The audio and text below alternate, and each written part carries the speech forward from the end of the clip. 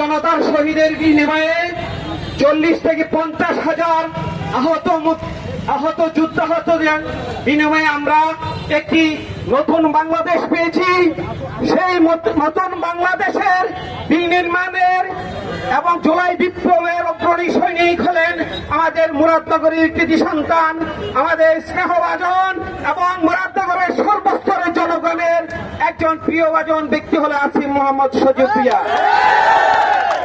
আসিফ মোহাম্মদ সজীব ভুঁইয়াকে আমরা মুরাদনগরবাসী ভোটে উপদেষ্টা নিয়োগ করি নাই। আমরা কি মুরাদনগরবাসী ভোটে দিয়েছি? আমরা কি ভোট দিয়ে দিয়েছি? কে দিয়েছে? সারা বাংলাদেশের ছাত্র জনতা আসিফ মোহাম্মদ সজীব ভুঁইয়াকে উপদেষ্টা নিয়োগ করে।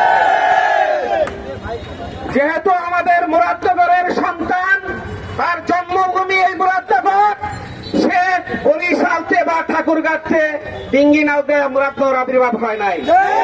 সে মুরাদনগরের জন্মসূত্রে তার 14 পুরুষের জন্ম এই মুরাদনগর। সুতরাং সারা বাংলাদেশে যদি বিপ্লব হয়, আমরা মুরাদনগর পাওয়ার জন্য সাধারণ আসিফ মোহাম্মদ সজীব ভুঁইয়ার জন্য থাকা উচিত এবং থাকবো।